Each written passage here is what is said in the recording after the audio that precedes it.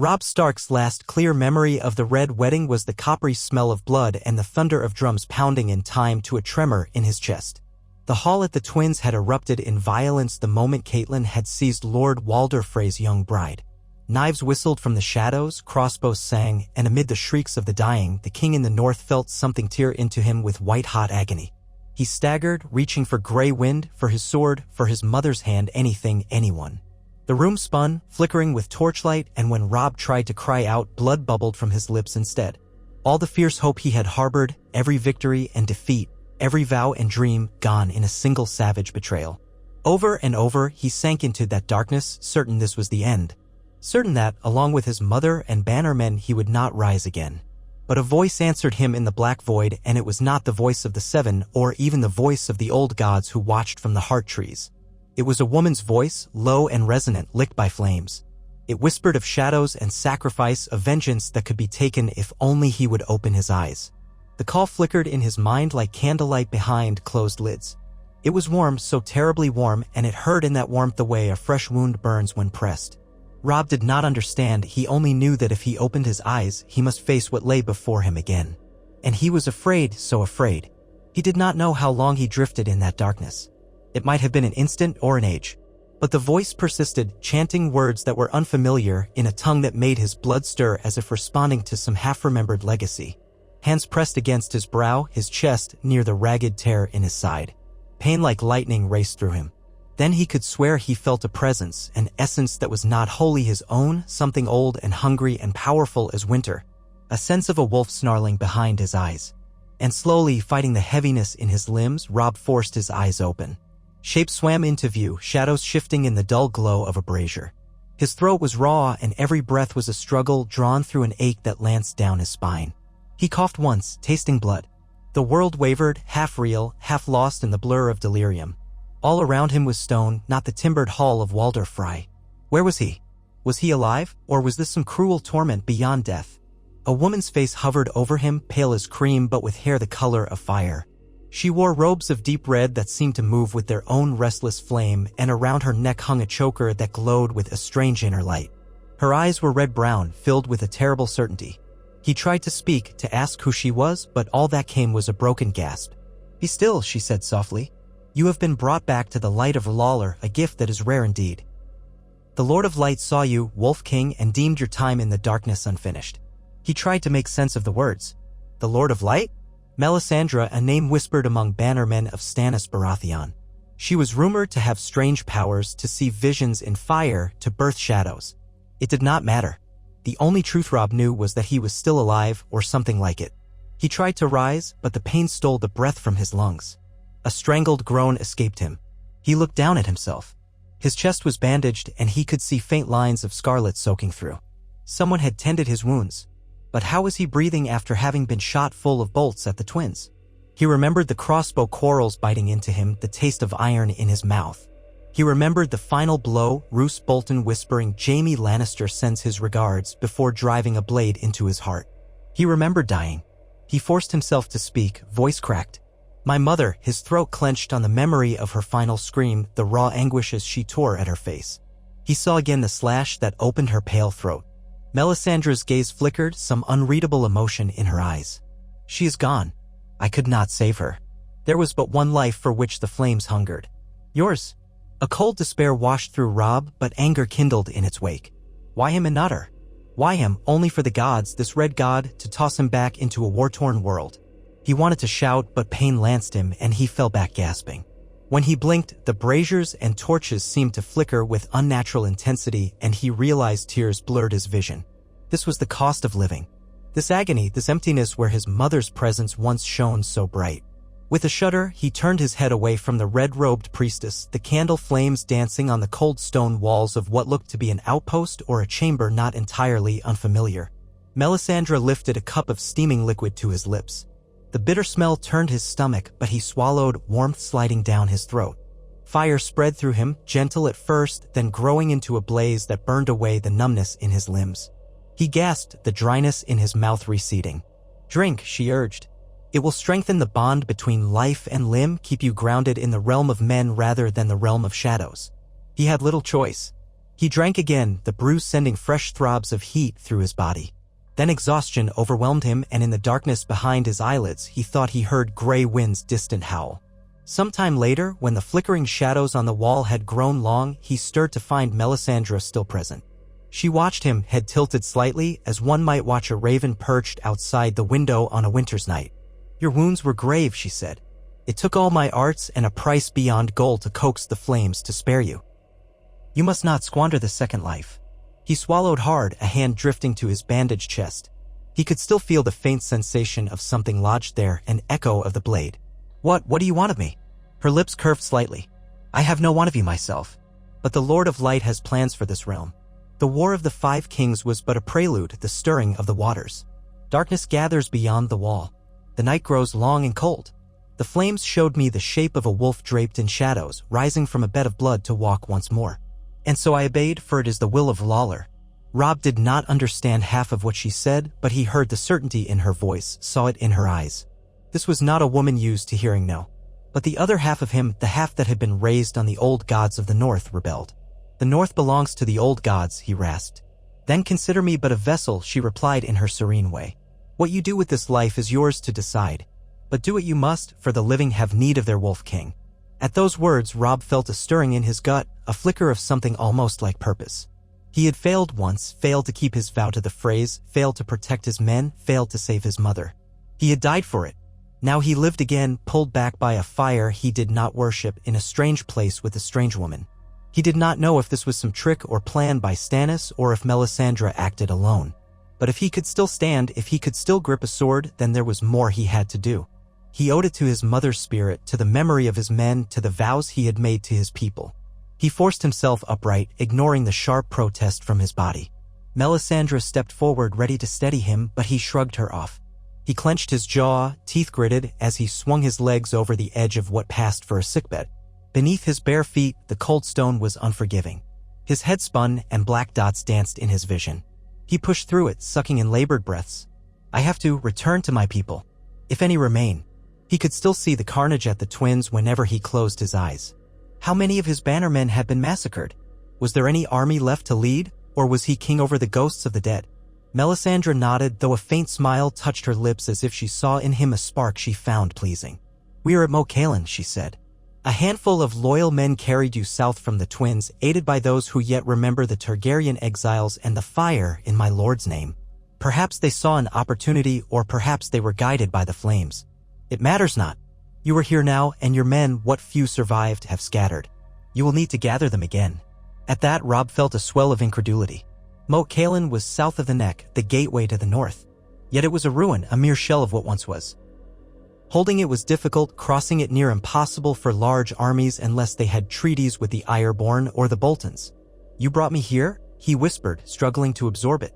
She inclined her head. "There was nowhere else. The twins was lost. The Drefort is held by your betrayers.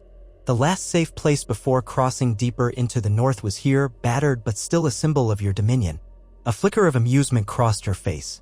"You hold the key to the north, do you not? Mokalan cannot bar your way." A humorless laugh escaped him, turning into a wince. The stitches beneath his bandages pulled painfully. "If you would call what remains of my dominion a kingdom," he said bitterly. "My mother is dead. My wife is likely taken or slain. My men slaughtered. The Boltons have turned traitor. The Freys have my head on a spike, in a sense. And now you speak of keys to the north. Yet you stand," Melisandre said, her voice echoing in the chamber. "You speak, and your heart beats. The wolves do not bend to the slings and arrows of men. You are the white wolf now, though your pelt is stained with blood. Perhaps you will harness that blood for vengeance or for salvation. The choice is yours, my lord." His mind spun with all that had happened. Slowly, he rose, ignoring the pain. He clenched his fists, letting anger and sorrow coil in his stomach. Betrayal demanded justice. A parted vow demanded retribution.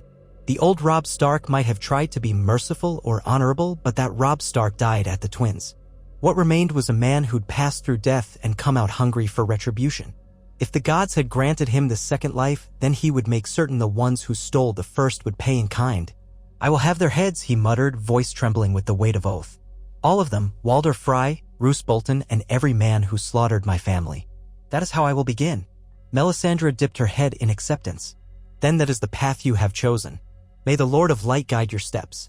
He stared at her for a moment, realizing with weary clarity that he was trapped in her debt, whatever debt that was. But the vow he spoke was older than any new religion. It came from his blood, from the ghostly howls in his mind. The wolf in him demanded justice. So be it. His first steps nearly brought him crashing down, but he managed to keep his balance, hand braced against the rough stone wall. He realized he was wearing some plain linen garment and attempt to keep him warm. He needed armor, a sword, an army. But first, he needed to walk out of this cursed place on his own 2 feet. From the corridor beyond, he heard the murmured voices of men. Tense, subdued, word would spread quickly that Robb Stark was up and walking. He wondered how they would greet him. Would they call him a corpse, a demon, a monstrous wight brought back by foreign magic? He did not know. But if he was to reclaim the North, he would need their fear or their respect. Perhaps both. When he reached what passed for a great hall in the battered fortress, he saw a small gathering, perhaps 30 men. Some wore Stark colors, others bore the flayed man of Bolton, but the insignia had been torn or scratched off. Traitors once, now perhaps seeking penance or redemption. Or maybe they feared the wrath of the Lannisters more than the vengeance of the dead. A few wore no heraldry at all, scavenged armor from fallen foes. They all looked weary, haunted by the ghosts of the Red Wedding. When they laid eyes on Robb, a hush fell over them. The king in the north was taller than most, but he stood with a slight hunch, pressed by the pain of his mending injuries. Still, there was a steely glint in his eyes that had not been there before. One of the men stepped forward, a grizzled knight named Ser Willem Tallheart, if Robb recalled. He went to one knee. "My king," he said, voice trembling. "Is this truly you?" Robb's throat constricted. "It is me," he managed, though the words felt heavier than any chain. "I live by the grace of the Lord of Light, so I'm told." He flicked a glance at Melisandre, who stood a step behind, quiet and watchful. "I remember all that befell us at the Twins. The phrase turned on us. My mother—" He could not finish. His voice broke. Ser Willem bowed his head. Others followed suit, shock plain on their faces. Some had tears in their eyes, for they had lost friends, family, and leaders all in that massacre. "We will follow you, sire." Another man spoke, voice grim. "Though many fled after the slaughter, the North will rise again if you call them. They need to see you, to know you still breathe." Breathing felt like the hardest thing in the world. But as Robb looked around at the battered survivors, he felt the stirrings of that old sense of purpose he'd carried when he was first crowned by his lords. He might have lost that innocence, but a new determination replaced it. He inhaled slowly, ignoring the pain, and spoke in a low voice that carried in the hush. "If I live, it is to see justice done. The Boltons and Freys have wronged us, broken guest right and taken innocent lives in their treachery. They will pay. I will lead you if you will stand with me." His gaze swept over them. "But know this, the man you followed to the Twins is not the same man who stands before you now." Something in his voice, or the shadow that flickered behind his eyes, must have sent a chill through them. Even Ser Willem looked momentarily unnerved. But they remained kneeling, those proud men of the North, and in their posture, Robb saw acceptance. Then Melisandre stepped forward. "Your king needs rest. He has returned from Death's Hall. Let him find strength, and then you shall see his wrath made manifest." She said it with such certainty that no one dared contradict her. Robb let her guide him away. He saw the men watch him with a mixture of awe and dread. He understood. To them, it must look like dark sorcery. But he would use whatever fear he must if it meant forging them into a force once more. He was tired, so very tired, but vengeance stirred in him like the flame in that brazier. He would see the North avenged, or he would die again in the attempt. He spent the next day and night in fitful rest. Melisandre came to him several times, offering more of that bitter concoction and speaking cryptic words about the war for the dawn. Robb listened with half an ear, mind drifting in and out of nightmares about the Twins. But as his strength returned, his resolve hardened. He had to move. He had to gather the remnants of the northern forces, secure an alliance with those houses still loyal to the Starks, and retake Winterfell from Roose Bolton or his son, Ramsay. Then Walder Frey and his brood of traitors would taste the sharp end of northern steel. Only then would he rest. Within 3 days, he stood outside the keep of Moat Cailin, leaning on a spear for support, examining the battered fortress. He still winced with each breath, but the color had returned to his cheeks. Melisandre stood beside him. She wore a thin robe, unbothered by the chill wind that swept across the boggy terrain. He found her presence unsettling, yet oddly comforting. She was a tether to whatever magic had given him a second chance. He did not trust her, but he needed her. Ser Willem Tallhart approached, a cautious excitement in his eyes. "My lord, riders have returned. They found small pockets of our men scattered in the neck, hiding from Frey outriders. Some wounded, some near starving, but they still swear loyalty. We could muster perhaps 100, with more sure to trickle in if we hold Moat Cailin." 100 men was a fraction of what he commanded before, yet it was a beginning. Robb nodded. "Bring them in. We'll shelter them, tend to their wounds." He paused, leaning heavily on the spear. "But we must do more than just gather. We have to show the North that the Starks are not extinguished." Tallhart shifted his weight. "My king, the Boltons, they hold Winterfell, or what's left of it. Ramsay Bolton is said to have burned it, but he holds it in your stead now. The Ironborn have retreated or rejoined their kin. The Lannisters are enthroned in King's Landing, and Tywin Lannister has the might of the realm behind him. We are alone, except perhaps for the handful of lords who still hold true. Lord Manderley in White Harbor, Lord Serwyn, the remaining Umbers. But after the Red Wedding, many will fear allying with us." Fear. That word repeated in Robb's mind. Fear might be his greatest weapon now, ironically enough. The North might be cowed, but a return from the grave was the sort of legend that sowed both and terror in men's hearts. If he could harness that story that a Stark had cheated death, perhaps he could inspire them to rise. His mind drifted to the idea of sending ravens, proclaiming his survival. But would letters be enough? The North respected strength. They would need to see him in person. They would need to see that he was no wraith or rumor. He glanced at Melisandre, who gazed out into the swamplands as if reading portents in the mist. "Then we ride," he said, ignoring the ache in his side. "Not yet, but soon. Let us gather all who will come, fortify Moat Cailin to hold against southern incursions, and then I will march for Winterfell." Tallhart's eyes widened. "My lord, you are still wounded. And Winterfell is but cinders, with the Boltons entrenched." Robb turned to him, eyes cold. "Wounded or not, I cannot remain hidden away while my enemies rule my home. Let them see I walk again. Let them see the Wolf King come to claim his own." Tallhart bent his head. "As you say, your grace." Robb exhaled and looked to Melisandre. "Is this your purpose? To see me raise the North for your Lord of Light?" She said nothing for a moment, then gave a mild tilt of her head. "My purpose is to serve Lawler's will, and to ensure that the darkness does not swallow the living. The North is a strong bulwark against the cold that comes. Without its armies, the fight against the true darkness would be lost." He heard the sincerity in her tone and realized she spoke of a much larger war. Yet in that moment, he was consumed by his own war, the war for vengeance and the war to reclaim his home. He nodded curtly and turned away. He spent the next day's training, pushing his body to endure the pangs of his healing wounds.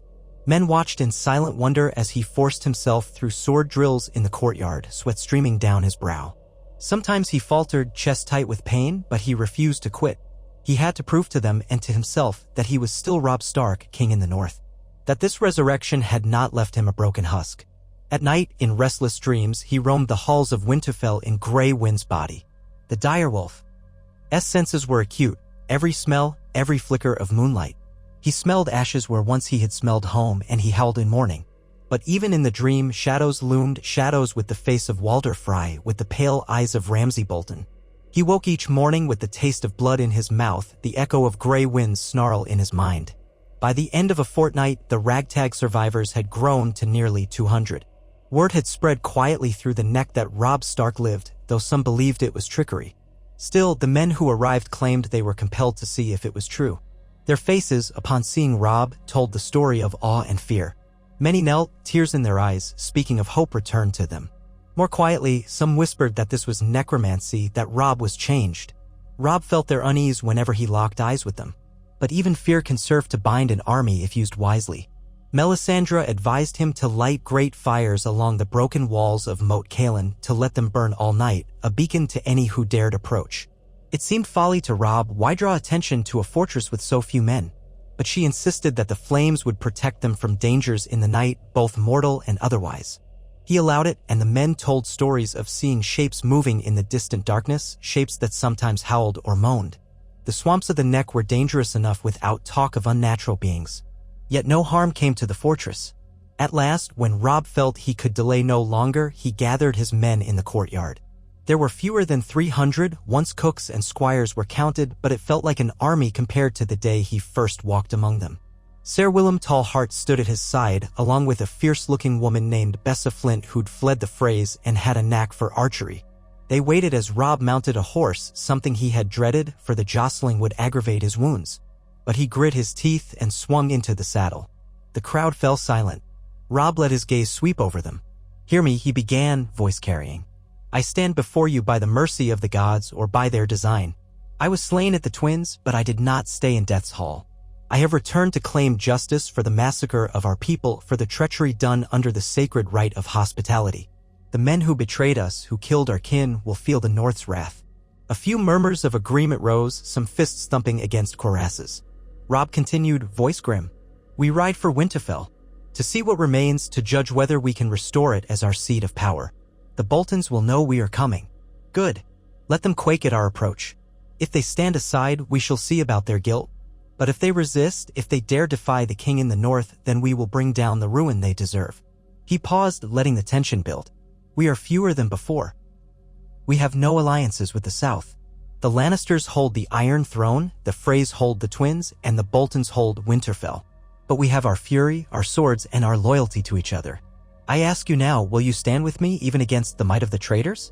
Will you claim your homeland?" Shouts rang out, a ragged chorus of assent. "The king in the north," some yelled, raising weapons. Robb's heart twisted in his chest. Once, this cry had sounded triumphant. Now it sounded desperate, but he felt a fierce pride in their desperation. They were men with nothing left to lose, following a ghost who promised them revenge. Perhaps that was enough.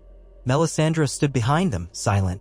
He could sense her unwavering gaze, and he forced himself not to look back. This was his war, no matter her reasons for aiding him. They set out that afternoon, a grim procession winding north through the Neck. The bogs made travel slow, and scouts rode ahead to ensure no Frey outriders blocked the causeways. Spring was creeping across the land, but the north was never truly warm. Robb rode in the vanguard, face set in a determined mask. Though his body ached, he refused to show weakness. Ser Willem took up the rear guard, while Bessa Flint and a group of trackers moved on the flanks, keeping watch for hidden foes. As they traveled, the battered remains of his banners flapped in the wind, the direwolf of House Stark black on a field of white. Robb recalled the days when he marched with thousands at his back, confident in his cause. He thought of his mother, always at his side. He felt that pang again, that fresh wound in his heart that no red priestess could heal. But he used the pain as fuel, pressing onward. The journey took several days. Word spread through the small hamlets and farms that the king in the north was alive and passing by. Some villagers came out to see for themselves, standing at a distance, crossing themselves, or whispering prayers. Robb felt their eyes on him, uncertain, as if they expected him to be half a white, face rotted, and eyes glowing. He tried to speak kindly to them, but he was no longer the smiling young lord. He was changed, and he could see the mixture of fear and awe in their expressions. Finally, they emerged from the swamplands onto the open road that led toward the Bar Rolands and beyond, to Winterfell. The sky was a brittle shade of gray, clouds heavy with the threat of rain. Smoke still rose in plumes, but now Robb could see it was from scattered fires within the once proud walls of his ancestral seat. His chest tightened at the sight. Even from a distance, the castle looked wounded. The gates were battered, some towers collapsed. He remembered the day he left Winterfell, the courtyard filled with men cheering him off to war. It felt like a lifetime ago. His column drew to a halt on a rise overlooking the castle. Robb stared through the drizzle, jaw clenched. Movement along the walls indicated guards. The Bolton sigil flew alongside the Stark banner, a cruel mockery. They must have replaced the dire wolf after the Red Wedding, once they believed Robb was dead. Fury welled up in him. Ser Willem rode up beside him. "My king, they'll see us soon if they haven't already. Do we charge?" Robb shook his head, considering. Charging blindly at a fortified position with only a few hundred men was folly. But if he hung back, he gave the Boltons time to send for reinforcements. He tasted bile at the thought of negotiating with his mother's murderers. Yet stealth or surprise seemed impossible now. They needed a plan. Bessa Flint spoke up, her voice low. "We could send a small party under cover of darkness, try to open a postern gate." Robb grimaced. The Boltons likely have watchers all around. We can't risk losing half our men in a covert attempt. He knew they needed the element of shock. The Boltons might not yet know how few Stark loyalists remained. He turned to Tallheart. Raise the banners. Spread out to appear larger. Let them think we have a sizable force. If the Bolton men see me alive, it might sow confusion. Tallheart grunted. Aye, that we can do. But if they call our bluff? Robb's jaw tightened. Then we make them bleed. I would rather die assaulting my home than skulk in the woods like a beaten dog. The men nodded, some with resignation, others with grim excitement. They were all tired of hiding. They formed up, raising the ragged Stark banners, moving in a rough line that made their numbers seem more. Robb urged his horse forward, heart hammering. He might still be half dead, but he would not shrink from this fight. As they drew closer, shouts went up from the castle walls. Archers appeared, crossbows aimed. Robb rode within speaking distance, the rain dripping from his hair. He glared up at the walls, searching for a sign of who commanded the garrison. A sneering voice called down, "Who dares approach Winterfell?" Robb lifted his chin, the muscles in his neck tight. "Robb Stark," he roared, voice echoing. "King in the north, rightful lord of Winterfell. I have come for my seat. Open the gates or face the consequences." A stunned silence followed. Then a burst of mocking laughter rose from the parapets. "Robb Stark is dead," someone shouted. "Your lies won't spare you from a flaying, you pack of brigands." Robb's anger flared. "Then look upon me, coward," he bellowed, yanking the bandages from his chest to show the stitched scars and half-healed wounds. The sight was gruesome, but it served to prove he was indeed the man who had been cut down. "Does this look like a lie to you? I bear the scars of the twins. I was murdered by Walder Frey's treachery, but the old gods and the new refused to claim me. Now I stand here, alive, to reclaim what is mine." His voice resonated, and even the mocking guard fell silent. Robb saw the men on the walls murmur among themselves, some stepping back in alarm. Fear was a powerful ally. Let them think him a ghost, a revenant who could not be killed. Then another voice rose, calmer yet cruel. "Impressive trick, if that's truly you. My father said you would never trouble us again." A tall, pale figure stepped to the battlements, Ramsay Bolton. Robb recognized him from the stories, though they had never officially met face to face. Ramsay's lips curled in a grin that revealed his sadistic glee. "But if you are Robb Stark, you've come all this way just to die again. My father will be so pleased." Robb's vision swam with hatred. "I will hang your flayed corpse from these walls, Ramsay Snow," he snarled, deliberately using the bastard name. "This is your one chance to yield Winterfell without bloodshed. Order your men to stand down, or I'll slaughter you all." Ramsay's laughter was cold and high.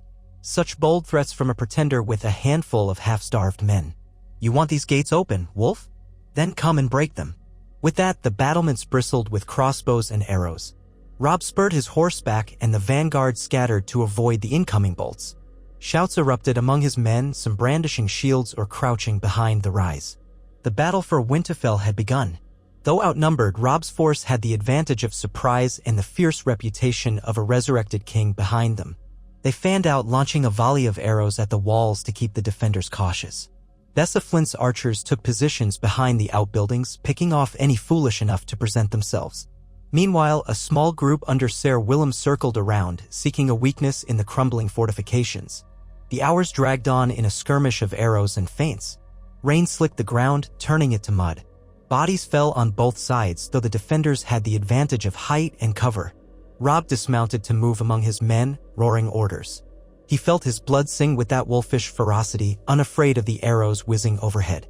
More than once, a bolt grazed him, but he fought on with a single-minded determination. As dusk approached, the fighting lulled. Both sides needed to regroup, count the wounded. Robb's men had managed to destroy a portion of the castle's outer gate with a makeshift battering ram, but inside, the Boltons had set up barricades. Robb crouched near the ruins of a stable, panting. His chest wound throbbed, and fresh blood oozed beneath his armor. But he refused to relent. He could see the main yard beyond the gate, thick with Bolton men. Suddenly, Ser Willem's voice rang out from a distance. "They're opening the postern gate. Bolton riders coming out." Indeed, a group of riders thundered from a side entrance, circling around to flank the Stark forces. Robb cursed. Ramsay was cunning, using the chaotic terrain to his advantage. The clash renewed, steel ringing in the twilight. Rain fell harder, thunder growling in the distance. Robb plunged into the melee with a horse battle cry, sword slashing. His men rallied around him, hearts steeled by the sight of him charging fearlessly. One Bolton rider tried to strike him down from the saddle, but Robb sidestepped, hacking the man's leg. The rider tumbled with a scream, and Robb finished him with a swift thrust. Another came at him, but Robb met the blow with a parry that nearly wrenched his arm. Pain shot through his chest, yet he pressed on, rage fueling him. In the confusion, Ramsay himself appeared on horseback, swiping at Tall Heart with a flail. Robb roared Ramsay's name, but the bastard spurred his horse away, leading Robb into a chase through the slick courtyard. Their mounts splashed through puddles, hooves pounding.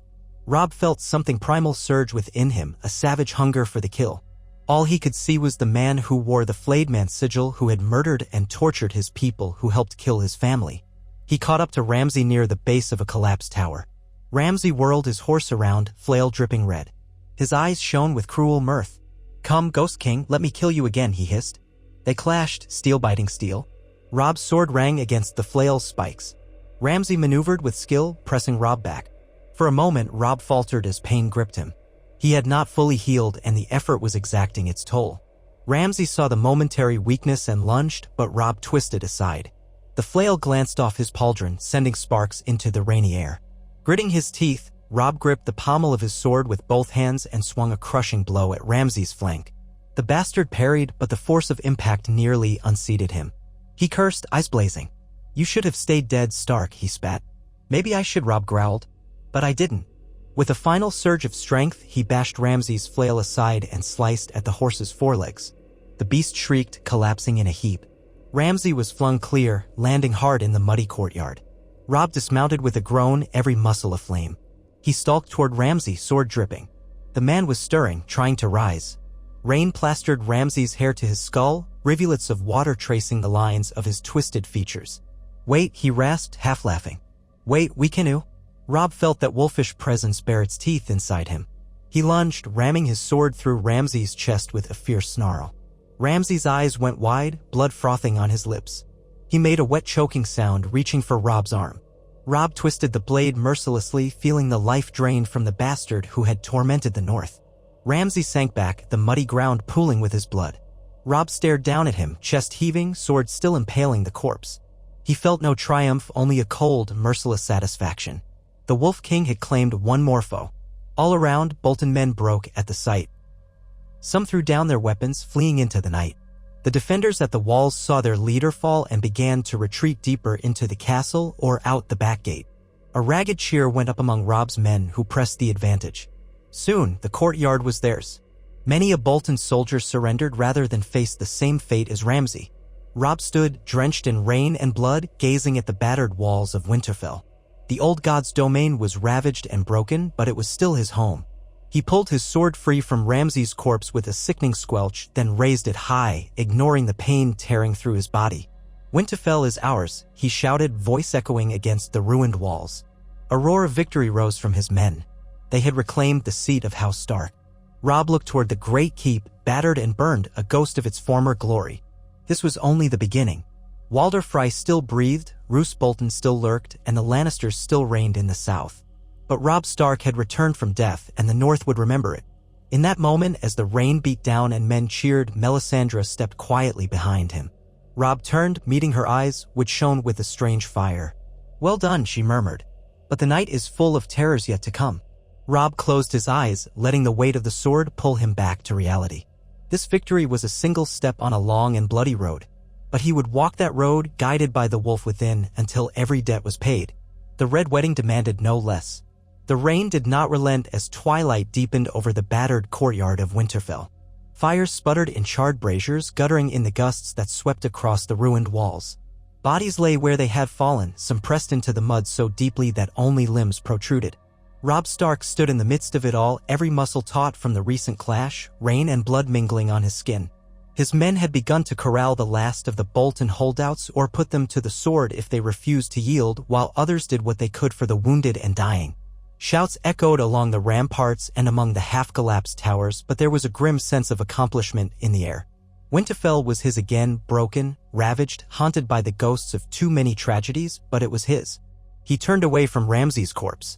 The bastard's eyes stared blankly at the darkening sky, as though unable to comprehend that he, the infamous torturer and betrayer, had been bested on his own ground. Robb spared him no further thought. Death was a mercy too long delayed. Melisandre stepped around the torn bodies, her movements eerily graceful. Torchlight flickered against her red robes, the fabric darkened by the drizzle.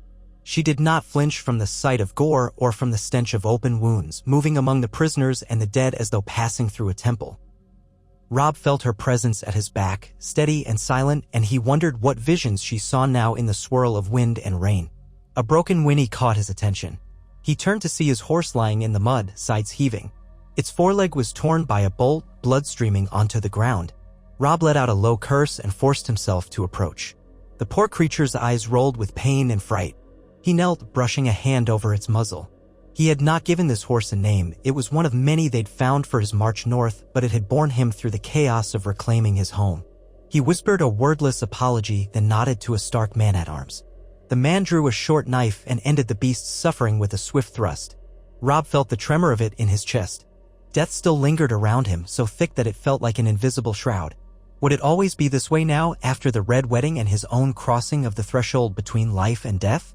At length, Sir Willem Tallheart and Bessa Flint approached. Both were filthy with mud and splatters of red. Bessa wore an expression of exhausted triumph, clutching her bow as though it were a keepsake. Tallheart wiped rainwater from his eyes, then inclined his head to Robb. "We've swept through the courtyard.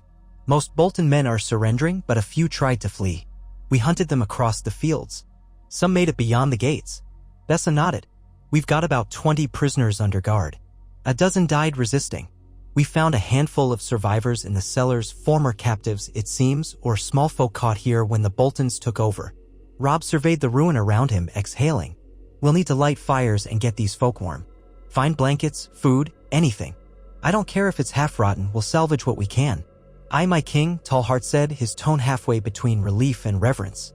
Even now, disbelief flickered in the man's eyes whenever he addressed Robb. "Send men to search the Godwood," Robb continued. "And the crypts, if they haven't collapsed further. We must be sure no enemies lurk in hiding. We can't be too careful." They nodded and strode off, their boots squelching in the sodden earth. Robb looked up to see that the last lingering light was fading. Darkness would soon cloak Winterfell, and the battered stronghold had too few torches to banish the night's shadows. He gestured for some men to clear the courtyard of corpses and salvage any unbroken weapons. Whatever the shape of Winterfell, he and his followers would need to fortify and hold it.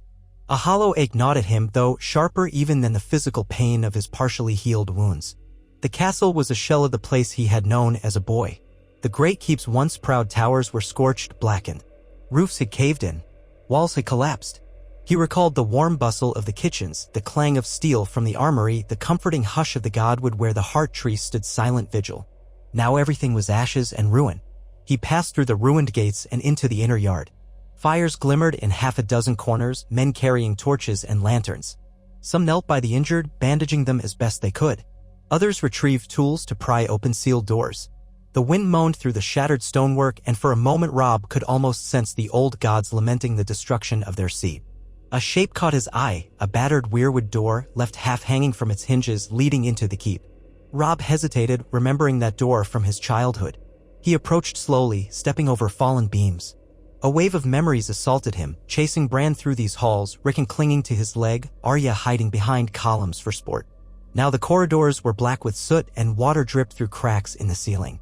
Melisandre glided up beside him, silent as a shadow. "There is much sorrow in these stones," she said quietly. "A place like this remembers all it has witnessed." Robb grunted, pushing aside a charred board. "Then it remembers too many horrors of late." She placed a hand on his shoulder, her touch cool despite the warmth of her presence. "Fires can purify even as they destroy. What remains can be the foundation of something new." He shook off her hand gently, though not with hostility. "Perhaps. But I loved Winterfell as it was." She inclined her head, then turned away, her gaze shifting toward the broken ramparts. He suspected she was seeing things he could not, flickers in the darkness, visions of war and snow and doom. He let her go. Hours bled into a harsh, restless night. Northmen combed the ruins, chasing out the last of the Bolton loyalists, some of whom had hidden behind crumbling walls or tried to crawl into abandoned nooks. Now and then, Robb heard a muffled cry as yet another desperate wretch was dragged into the open. He found himself half wishing for a battle-axe of black ice that could end them all in a single stroke, but that was a feverish fancy born of exhaustion. Eventually, his men managed to secure the surviving gates, stationing sentries atop the less damaged sections of the wall. They built a few makeshift barricades within the courtyards, wary of further Bolton attacks or the chance that more traitors might come slinking back. Meanwhile, the wind battered the ruins and the rain fizzled to a cold drizzle as the night deepened. Robb slumped onto a half-intact bench in what used to be the Great Hall. The hall's roof had partially caved in, leaving patches of open sky. Fallen beams and scorched tapestries littered the floor. Some of his men huddled around a small brazier, speaking in hushed tones. To see the Great Hall, once a site of feasting, laughter, and dances reduced to this half-roofed cavern, made his throat tighten. But he could not dwell on it. There were too many pressing tasks: caring for the wounded, organizing a watch, sending scouts to gauge Roose Bolton's whereabouts, or whether Walder Frey's men lurked near the neck. Yet for a few moments he simply sat, staring at the wreckage of his childhood home, battered sword resting across his knees. He felt more tired than he ever had in his first life, before the Red Wedding, before Melisandre's flames drew him back. A dull throbbing pulsed in his chest, the wound inflicted by Roose Bolton's treacherous blade flaring with each breath. Melisandre's potions and incantations had knitted him back together, but the memory of that steel sliding into his heart lingered, as if the blade had left a sliver of itself behind. Sometimes he thought he could sense the presence of gray wind prowling just out of sight, a spectral guardian. If he closed his eyes, he half expected to see the dire wolf stepping between columns, muzzle bloody, eyes glowing yellow in the gloom. But gray wind was gone, slaughtered at the twins. Robb's chest tightened with grief and anger. He would see that no one who took part in that butchery lived to boast of it. A soft sound made him open his eyes. A child stood before him, no older than 10, with a dirty face and wide, fearful eyes. One of the small folk survivors, perhaps the same child who'd clung to him in that razed hamlet. She stared at him for a moment, uncertain, then offered him a piece of hard bread. He accepted it, feeling a pang of guilt. The child looked half-starved herself. "Keep it," he said softly. "You need it more than I do." She shook her head, thrusting it at him again. "You're the king in the north. You saved me." Her voice trembled, but her eyes shone with a timid gratitude that pierced his heart. He took the bread, but broke it in half, pressing the larger piece back into her hands. She bit her lip, nodded once, and ran off into the darkness. Robb watched her go, a swirl of conflicting emotions roiling in his gut. He had returned from the dead, it was true. But these living souls, battered by war, still believed in him. He could not fail them again. He forced himself to eat the meager portion of bread. It felt like chewing stale wood, but the taste reminded him that he was alive, that he could still sate hunger. Then he rose, setting aside the exhaustion that weighed on him, and began issuing orders to his men. They erected tents where they could, within sheltered wings of the castle, or rigged up crude coverings. The prisoners were bound and thrown into a stable that still had most of its roof. There were not enough supplies for everyone, but they shared what they had. Some men tried to ignite half-wet timbers to keep fires going, but the damp air smothered the flames unless carefully nurtured. From time to time, Melisandre slipped through the shadows, offering words of comfort or silent stares. She tended some of the wounded alongside a few Northmen who knew the arts of healing. Robb suspected she was more interested in reading the flicker of their life force in the flames than in practical medicine. But the men accepted her help. They had seen her work a miracle on their king, after all. As dawn broke, gray light revealed the devastation more fully. Smoke still curled from toppled chimneys. Parts of the curtain wall had collapsed, leaving gaping holes. Half the roofs needed rebuilding. But Winterfell yet stood, proud in its battered shell, and the banner of the direwolf once again flew above the gate. Torn and stained, yet undeniably the stark sigil. In the courtyard, Robb gathered his key people. Ser Willem Tallheart, Bessa Flint, and a handful of others who had distinguished themselves. He wanted a council of war. They lit a small fire in the center of the courtyard, and the men stood or knelt around it, warming their hands in the chill morning air. "We've taken Winterfell," Robb began, scanning their faces. "But make no mistake, Roose Bolton is still out there, and he'll not let this stand. He was named Warden of the North by the Iron Throne. Now that we hold Winterfell, we must prepare for his retaliation." A heavy silence followed. The men looked at one another. Tallheart cleared his throat. "We can't hold against a great army if Roose marches from the Dreadfort. The castle's half in ruins. We haven't enough men or supplies for a long siege." Bessa nodded in agreement, her expression grim. "A direct confrontation could end us. especially if the Boltons rally the Karstarks or any other houses that doubt your return. Not all will risk their necks for a resurrected king. Some might think it's trickery or black magic.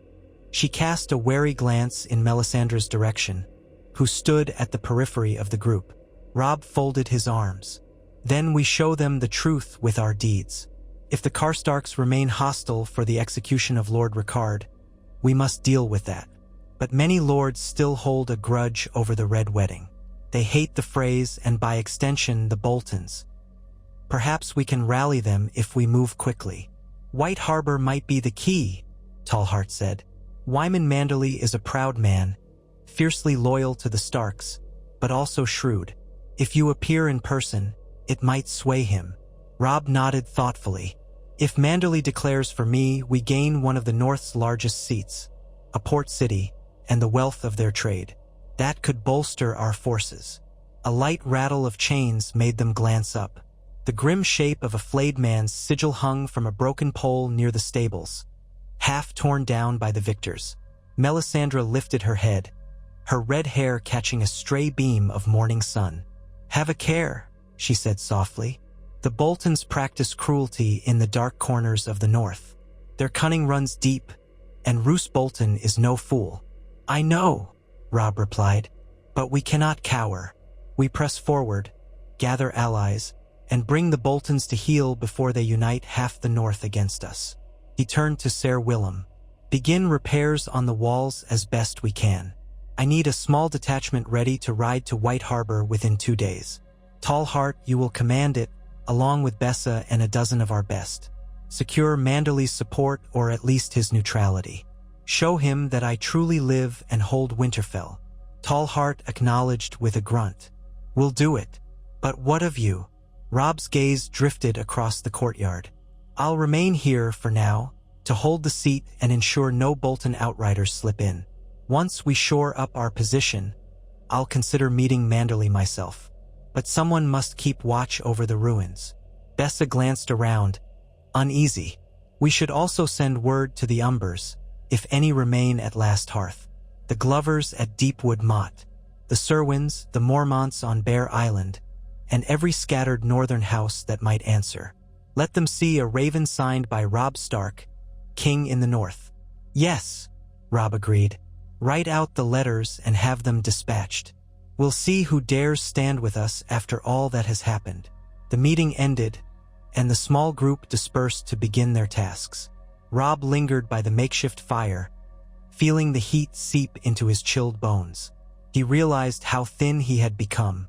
Dying had drained him of flesh as much as of hope. But the cold now felt almost welcome, like an old companion. Perhaps that was the price of his resurrection. A deeper kinship with the North's unforgiving winter. By midday, the grim work of searching the crypts began. Robb himself led a small party through the dark passages under Winterfell, torchlight dancing on stone pillars and ancient statues of the Stark forebears. He remembered coming down here as a child, feeling a solemn hush. Now it felt haunted, every echo magnified by his own recollection of death. The crypts, at least, were mostly intact.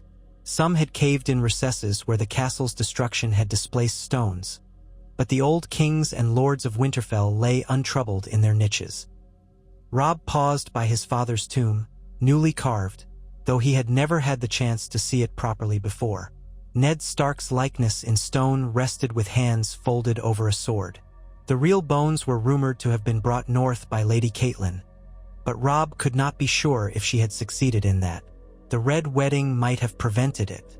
He knelt, pressing a hand to the cold stone, remembering how Ned Stark had taught him honor. He had carried that honor to war and lost so much along the way. Was he still honorable now, wearing the mantle of a man who had died? He could not say, yet looking upon his father's image gave him a steel in his spine, a sense that the old ways mattered. A rustling behind him made him rise abruptly, torch thrust forward. It was only one of his guards, creeping through the gloom to check the next corridor. Robb steadied his breath, turning back to the statue one last time. "I will avenge Mother," he murmured under his breath, as though speaking to Ned's shade. "I will keep us safe as best I can. Forgive me if I fail." He stood and left the crypts behind. Outside, the day was cold and overcast. A makeshift scaffolding had been erected near the battered walls, and men tried to hoist fresh timbers into place to shore up the worst gaps. Others scoured the adjacent grounds for salvageable stone. Robb moved among them, offering a word of encouragement here, a quiet promise there. They seemed heartened by his presence, though more than one man's gaze flickered uneasily to the scars on his chest. Rumor had it that he was half a wraith, a corpse fueled by fire. Yet the men did not flee him. The North, after all, believed in old powers. Perhaps they sensed some deeper truth.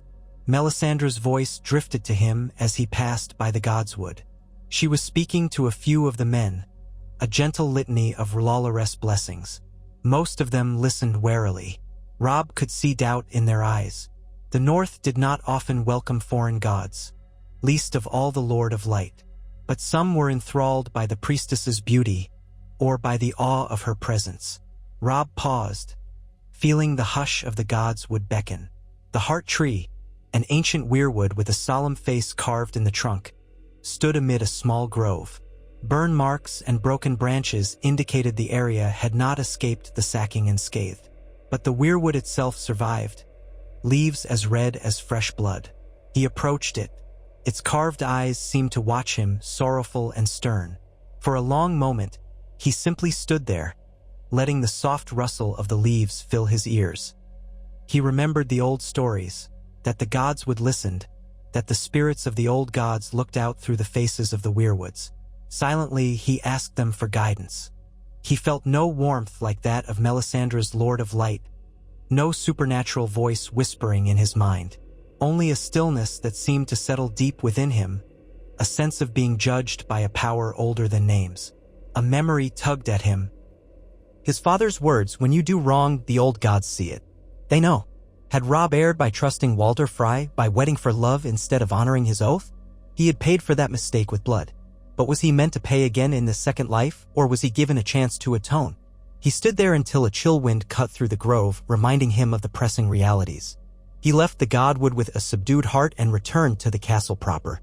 The next 2 days were a flurry of activity. Tallheart and Bessa assembled their group, mounting fresh horses.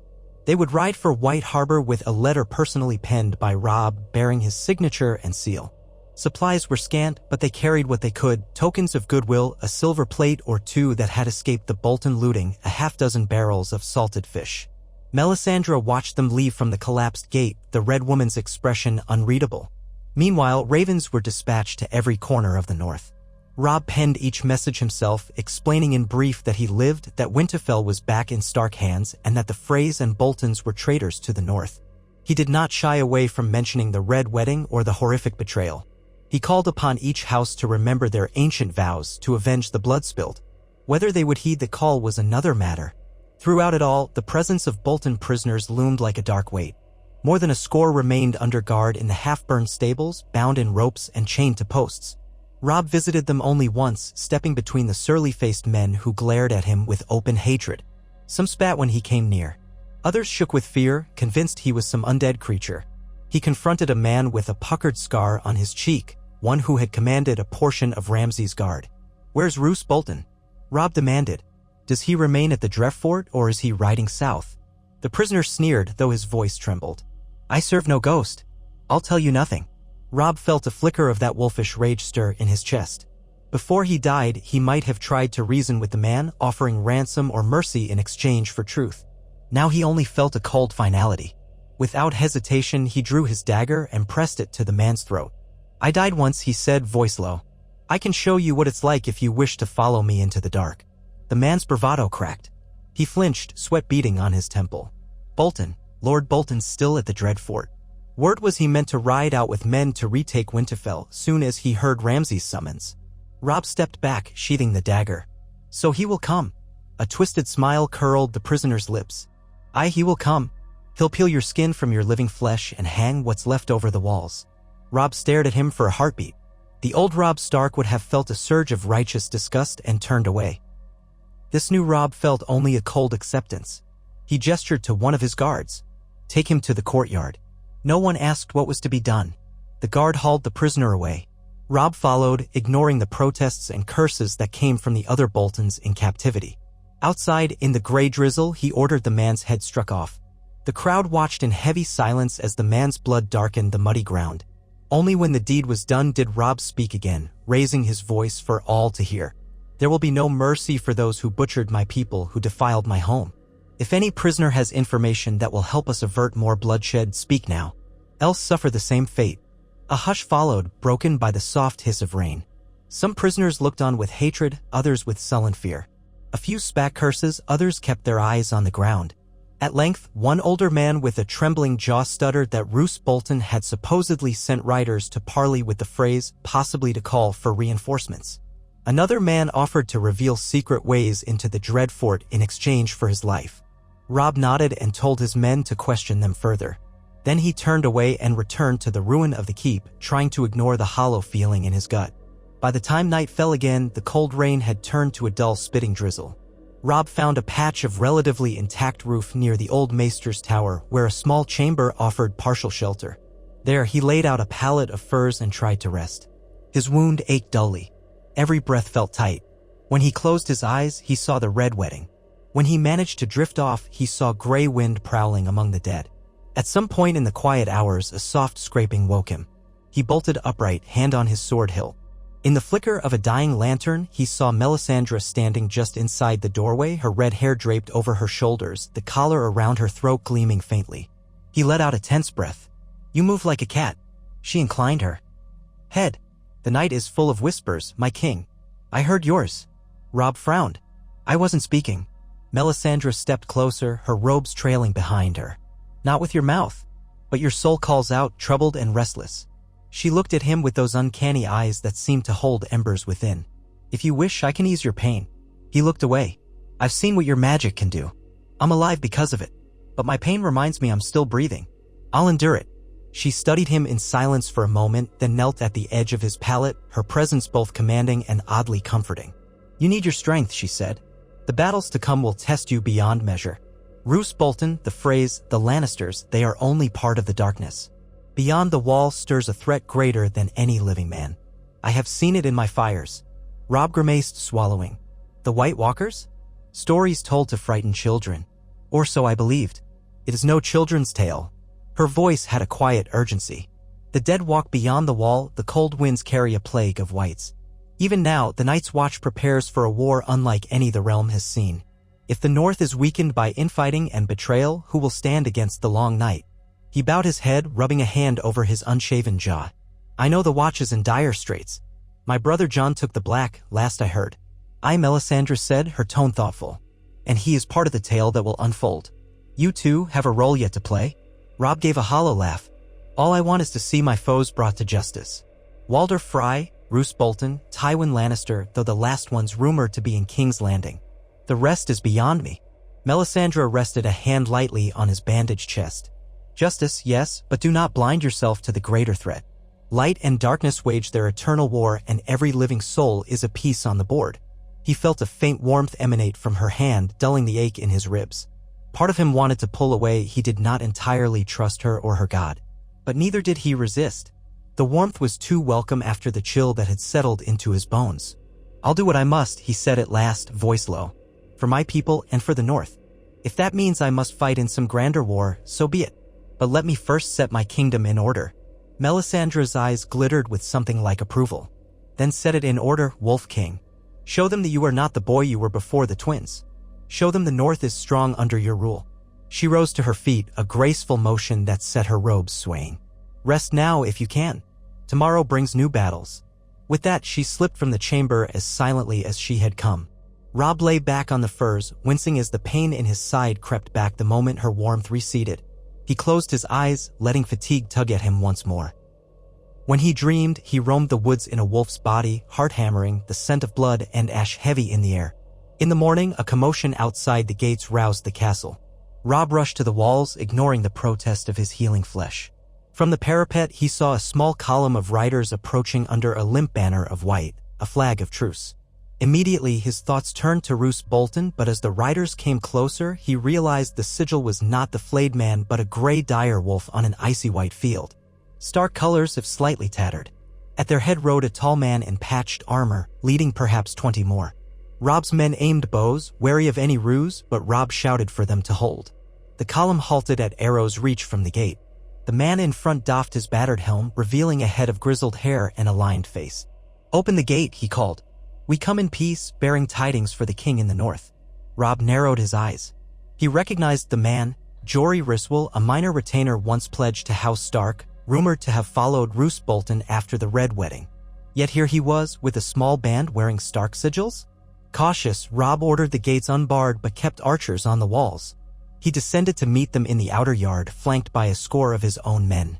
The strangers entered slowly, their horses caked in mud and their faces drawn. Ryswell dismounted, dropping to one knee before Robb. "My king," he said, voice resonant but tinged with exhaustion, "forgive me if our numbers are few. We have ridden far and seen many horrors. We heard whispers that you were alive. We had to see for ourselves." Robb regarded him, recalling that the Ryswells were distant kin to the Boltons through intermarriage. Thou nodded him. "Ryswell," he said curtly. "The last I heard, your banner flew under the Dreadfort's order." Pain flickered in Jory's eyes. "Aye. My father, my uncles, they believed that siding with Bolton was the safest course after the twins. But I could not stomach it. Not after what happened that night. I've taken what men I could who still held faith in the Starks and made for Winterfell." He looked around at the blackened walls. "Gods preserve us, we're too late to save it from ruin." Robb studied him for any hint of duplicity. Ryswell's face was drawn, haggard. The men behind him had the look of outcasts, worn mail, battered shields, expressions wary yet determined. One of them clutched a ragged banner with the direwolf crest. It was enough to tug at Robb's heart, reminding him of the earlier days of his campaign before betrayal twisted everything. "If you mean to join me," Robb said, "you must understand there is no turning back. House Bolton will mark you traitors. The Freys, the Lannisters, all of them. Do you still swear loyalty?" Jory lowered his head. "We do. We can no longer serve men who break guest right and shed innocent blood. Many of our kin remain under Roose's sway, but we few cannot abide it." He glanced up, voice wavering slightly. "We heard tales that you rose from the grave. Some said it was a trick of shadows, but here you stand." "Here I stand," Robb said, feeling the sting of memory. "I am not the same man. But if your loyalty is true, stand with me now and we will reclaim the north." Ryswell's men thumped fists to their chests or bowed their heads. Robb allowed himself the smallest flicker of relief, though he kept a hard edge to his voice. "Very well. My men will show you where to stable your horses if any stables remain. Rest, then we'll talk." He signaled to his guards to keep a watchful eye. This could still be a ruse, but if it was genuine, every fresh sword mattered. The Ryswells filed inside, leading their mounts, looking around with grim expressions at the blackened courtyard and half-standing walls. Word of the Ryswell defection spread quickly, stirring curiosity and caution among Robb's troops. Some men grumbled that no Bolton ally could ever be trusted. Others pointed out that the Ryswells were not the only house forced to bend the knee to keep from being flayed. Still, it was a hopeful sign that not all the North had accepted the Boltons' treachery as final. Robb withdrew to the partially intact Great Hall, where he accepted Jory Ryswell for a private meeting. Melisandre stood near the back, silent, observing. A handful of Robb's senior men flanked him. Jory came alone, with no weapons save a small knife at his belt. "We're not many," Jory said, bowing his head respectfully. "A few dozen at most, with another small band hidden near the Wolfswood. We fled the Dreadfort's demands after Ramsay seized some of our kin for his amusements. My father has grown silent, fearful. I suspect he might remain in Roose's pocket. But I cannot." Robb pressed his lips together. "What do you know of Bolton's plans?" Jory took a steadying breath. He was mustering men at the Dreadfort, some say 1,000 or more. He meant to march on Winterfell once Ramsay secured it. The ravens soared back and forth. Roose is calling on all loyal bannermen, promising spoils and high favor once he crushes what's left of the Stark loyalists. A cold knot formed in Robb's stomach. Even with fresh defectors, he might have only 500 men if he called every able body to arms. Holding Winterfell against 1,000 or more would be a grim prospect. The castle was half ruined, the stores barely enough to last a short siege. "He'll come soon, then," Robb said quietly. "And you've brought me no illusions." Jory nodded, eyes troubled. "I wish I had better news, my king. But I promise you this, if Roose Bolton marches here, it won't be an easy victory for him. We'll stand with you until our last breath." Robb believed him. He remembered Jory from when they were both younger, practicing in the courtyard under the watchful eye of older knights. The man was honest to a fault, and that honesty burned in his gaze even now. "Thank you," Robb said, a measure of warmth touching his voice. "See to your men, get them settled. We'll speak again on the morrow. There's much to plan." Jory saluted and departed. Robb sighed, leaning against a soot-streaked pillar. Melisandre stepped closer, her robes swishing over the dirt-caked floor. "You begin to gather a small flame in this darkness," she mused. "But a stronger wind may snuff it out if you're not careful." "I know," Robb murmured, "but I'll cling to any spark. I won't see the North bow to Bolton's cruelty." She offered a small nod. "And I'll assist you. The Lord of Light has granted you a second life for a reason, though even I do not see the full tapestry." Robb left her side and strode out into the courtyard again. The day was bleak, clouds thick overhead, but the drizzle had ceased. His men carried on with repairs and rummaging for supplies. The old maester's rookery had been partially burned, but they found a few ravens still alive in their cages, which was a relief. Some of the messages dispatched might find their way home.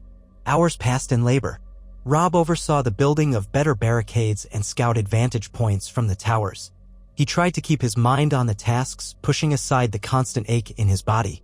By dusk, he was bone-weary, yet he forced himself to walk the ramparts. The sky was turning a dark purple when he reached a vantage on the eastern wall. Beyond the sagging rampart stones, the plains and forests spread out, black shapes in the gloom. A thin spiral of smoke rose from somewhere in the distance, perhaps a homestead or a camp. Robb had learned not to assume it was friendly. He heard footsteps behind him and turned to see a young soldier approach, one of his own who had survived the Red Wedding. The lad lowered his gaze respectfully. "My king, a rider has arrived. From House Serwyn," he says. Robb's heart leapt. House Serwyn was a smaller house close to Winterfell, sworn to the Starks. Perhaps they had come to pledge support. "Take me to him," Robb said. In a nearby yard, under torchlight, a cloaked figure waited with his horse. The man wore muddy boots and a soaked cloak but seemed otherwise uninjured. When Robb approached, the man bowed hastily. "Lord, your grace. I rode hard to see if the rumors were true." His voice was young, maybe no more than 20. "Lord Serwyn, he's ill. Dying, I think. But his son, he told me to come to see if you truly live." Robb offered a curt nod. "You see me now. Will House Serwyn join us?" The rider hesitated. "We have only a small garrison left after everything. But if you will have us, I believe we would. My lord's son is eager to avenge the Red Wedding. He only needs to know you are no hoax conjured by sorcery." Robb almost smirked. Conjured by sorcery was half true, but that hardly mattered now. "I am no hoax. Return to Serwyn. Tell them to send what men they can spare. Let them see we hold Winterfell." The rider saluted, mounted, and left. That night, Robb found a moment of cautious hope.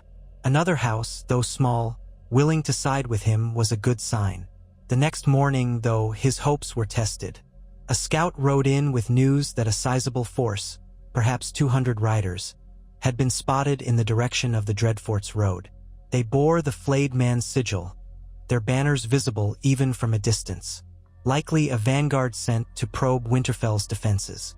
The sun had barely risen when Robb gathered his senior men. Jory Ryswell, a few of the Stark loyalists, and those who had some experience in battlefield tactics.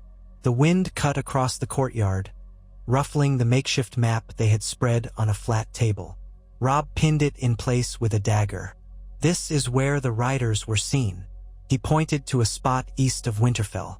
"If they continue on the main road, they'll be here in a day or less. Could be scouts or an advanced guard. Could be the start of Roose Bolton's main army." Jory crossed his arms, brow furrowed. "If it's just 200, we might meet them in open battle. But if more are behind them..." Robb nodded grimly.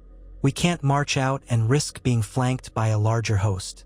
The castle is in disrepair, but at least we have walls, what's left of them." A fierce grin touched the lips of another Northman, a Glover retainer who had joined them after slipping away from the frays. "Let them come. We'll fill their bellies with arrows.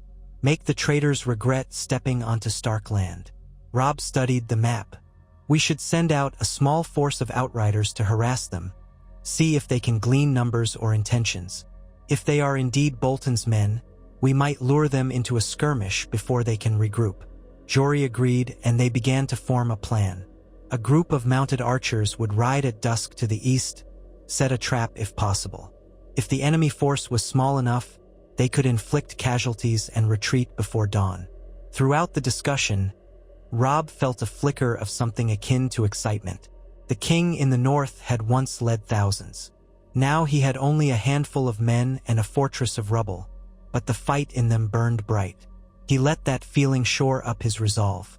The outriders set off under the cover of twilight, led by Bessa Flint, who had returned just the day before. Her mission to White Harbor had proven more arduous than expected. She'd lost half her escort in a skirmish with Frye outriders, but she'd pressed on and delivered Robb's letter to Lord Manderley. She returned with news that Manderley might soon send a delegation north to confirm Robb's existence, though a full alliance was not yet guaranteed. Now she rode out again, bow slung across her back, a hungry glint in her eyes. "I'll send back word if we find them," she told Robb, and then she galloped off into the gloom. Night fell, the sky moonless and thick with clouds. Melisandre's fires glowed in a brazier near the great hall, the shadows dancing eerily on the wet stones. Robb paced near the gate, unable to sleep, half expecting an alarm at any moment. In the hours before dawn, Bessa returned with half her riders.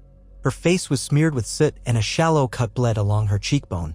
"Found them near the Wolfswood Road," she said breathlessly. "A large company, more than 200, though they were spread out. They had supply wagons full of something, maybe siege equipment. We loosed arrows, picked off a few, then fled before they could close." Robb's heart sank at the mention of wagons. They planned to besiege Winterfell or at least breach it. Bessa nodded. "One of my scouts swears he saw Roose Bolton himself near the center. Could be rumor, but it looked like a tall lord in pale armor." A hush fell over the men gathered. Robb felt his hand tighten on his sword hilt. "So the moment has come. Bolton means to finish this. Good. We'll meet him." "What's our plan, Your Grace?" asked one of his men, voice trembling slightly. Robb gazed at the broken walls. "We defend from within. We rain arrows on them, force them to bleed for every inch. If they breach, we fight in the narrow passages. We know this castle better than they do, despite the damage. We only have so many archers," Jory pointed out, "and fewer swords." Robb nodded, jaw tight. "We'll make them think we have more. Spread out light torches along the walls to appear fully manned. If they send envoys, we'll refuse them. There is no parley with the men who butchered my family." "Let them come," Bessa said fiercely, and a chorus of assent rose. Dawn arrived with a grim hush. A scout atop the gate tower shouted, and a horn blast echoed across the fields. Robb hurried up the winding steps, ignoring the twinges in his chest. The sky was leaden, a faint drizzle pattering on the stones. In the distance, he saw what looked like hundreds of men, Bolton banners, yes, and perhaps smaller banners of houses who had bent the knee to Roose. The line stretched far, trailing behind the road that led to Winterfell's eastern approach. Robb's heart thumped. They might outnumber him 3-1. Yet he felt no urge to retreat. This was his home, and he would hold it or die again trying. He ordered his men into positions along the walls. Archers readied themselves behind crumbled battlements, spearmen readied within the courtyards. The gates were reinforced with anything they could stack: rubble, timber, iron bars. As the enemy force advanced, Robb glimpsed a tall figure under a flayed man banner near the center. Pale armor glinted in the watery light, and a half-helm showed a face that might have been carved from ice. Roose Bolton. Even at this distance, Robb sensed the man's cold malice. No herald rode forward to demand surrender. Bolton's men simply fanned out, forming ranks. They brought forward crossbowmen who began loosing bolts at the walls, though the range was too great to do much harm yet. It was more a show of strength. Robb's archers let fly in response, the arrows whistling over the ramparts. Now and then a distant cry announced a hit, but both sides were largely out of effective range. A temporary lull fell, each side measuring the other, seeing if the defenders would break. Suddenly there was movement in Bolton's ranks. A small contingent came forward under a white banner. Robb's lips thinned. Perhaps parley after all. From his vantage, he saw two riders approach the base of the castle walls, one carrying a white cloth tied to his lance. A cry rose from the wall guard. "They want to speak." Robb considered. He had declared no parley, but ignoring them might betray weakness. Grimly he nodded. "Lower a basket. I'll speak from up here." They did so, letting a rope basket down. One rider deposited a sealed parchment inside, then withdrew. Robb had the basket hauled up. The parchment was closed with a wax seal, Bolton's personal sigil pressed into it. He broke it open. "I, Roose Bolton, Warden of the North by decree of King Tommen of House Baratheon, do call upon the pretender styling himself Robb Stark to surrender Winterfell at once. Your rebellion is at an end. The North does not need a false king who brings death and ruin wherever he walks. Your men may be spared if you yield before sunset. Otherwise, I will open your walls with fire and blade, and all within shall suffer the flaying knife." Robb let out a slow breath, feeling the flutter of rage in his veins. He glanced over the rampart at the line of Bolton men. "He can try," he muttered. He signaled one of his archers. "Wrap it around an arrow and send it back." The man complied, binding the parchment to an arrow shaft and firing it into the ground before the Bolton lines. There would be no surrender. The response came swiftly. Bolton's crossbowmen advanced, followed by men with large shields. Arrows and bolts whistled thr. Oofed the air in a deadly exchange. Robb shouted orders, directing his archers to pick off any man carrying torches or siege implements. Some of Bolton's men dragged forward thick planks, hoping to build ramps to scale the broken walls. The defenders poured pitch over the parapets, lighting it with guttering torches, creating bursts of flame that forced the attackers back. The clash intensified. Bolton's men brought forward a crude battering ram. Even though the gates were partly blocked by rubble, the repeated pounding might clear a path. Robb stationed his best archers above that gate, turning the approach into a killing ground. Bodies piled up, but still they came. From atop the ramparts, Robb saw Roose Bolton watching impassively, issuing commands to lesser knights. Arrows rained all around him, but he sat upon a pale horse as though unafraid. Hours dragged on. Screams echoed against stone. The drizzle became a cold rain, slicking the bloodied ground. Winterfell's defenders were outnumbered, but the ruins gave them choke points and vantage positions. Each time a group of Bolton men surged forward, they were met with arrows or spears. Yet Robb knew it could not last indefinitely. The defenders had scant supplies, fewer men, and limited arrows. Near midday, a thunderous crack reverberated. The battering ram had forced a partial collapse of the outer gate, sending piles of rubble tumbling. Several defenders were crushed. Bolton's men swarmed the breach, only to be driven back by spear-wielding Northmen standing in a half-circle behind the debris. The fighting devolved into a vicious melee in the wet mud, men hacking at one another amidst fallen stones. Robb himself descended to rally them, ignoring the searing pain in his side. He waded into the fray, sword swinging. Blood spattered his face, and he felt alive in a way that was almost terrifying, death so close, every heartbeat a victory. He cut down a Bolton man who lunged with a spiked mace, pivoted to slash another across the neck. When an arrow hissed by his cheek, he hardly blinked, consumed by the wolfish fury that seemed to animate his limbs. Some of Bolton's soldiers recoiled at the sight of him, the rumors of his resurrection fueling their fear. They managed to hold the gate. Bodies littered the breach. The attackers pulled back to regroup, leaving the defenders gasping for breath among the corpses. Robb panted, leaning on a broken pillar. He felt as though each breath dragged glass through his lungs. Blood seeped from beneath his brigandine, fresh wounds, or reopened stitches, he wasn't sure. Ser Willem Tallheart stumbled up, face streaked with grime. "They'll try another approach soon," he rasped. "We've lost more men than we can spare." Robb nodded, swallowing bitterness. Another wave, or two, or three, and the castle might be taken. Unless a miracle arrived. Suddenly, a roar from the eastern ramparts drew his attention. Robb spun, heart hammering. Had Bolton's men found another breach? He scrambled up the slippery steps to the inner wall, ignoring the throbbing in his side. He reached the rampart in time to see chaos below, but not the chaos he expected. Men were shouting in surprise, pointing to the distant tree line. A new force had emerged, charging across the field. A motley array of riders, some brandishing white banners with a gray direwolf, others with no banners at all, but wearing cloaks that screamed, "North." Hope ignited in Robb's chest. Reinforcements, he thought wildly. Could it be Serwyn men? Or Umbers? Or some combination? They thundered into the flank of Bolton's army, catching the traitors by surprise. Crossbowmen scrambled to turn and fire, but the cavalry slammed into them, cutting down archers and shield-bearers alike. The attackers scattered in confusion. Robb saw a massive man astride a warhorse, bellowing war cries that carried even over the clamor. The shape of a roaring giant sigil was faint on the man's surcoat, House Umber, perhaps. The Great John had been rumored missing since the Red Wedding, but others from the Umber line might have rallied. Roose Bolton's lines buckled under the sudden assault. Robb's men on the walls cheered. Seizing the moment, Robb bellowed, "Loose arrows! Attack!" The defenders poured fire down again, peppering the panicked Bolton ranks. Below, in the bloody field, Bolton himself tried to rally his men. Robb scanned the chaos until he spotted that pale horse. Roose was wheeling around, signaling a retreat or regroup, but the flank had collapsed under the cavalry charge. Men in Bolton colors were running, dropping weapons as they fled. Others tried to fight back, outnumbered and pinned between Winterfell's defenders and the newcomers. Robb slammed his fist on the parapet. "Open the gate, what's left of it. Let's drive them out." Men rushed to clear enough rubble to allow a sortie. Robb stormed down to gather a small force.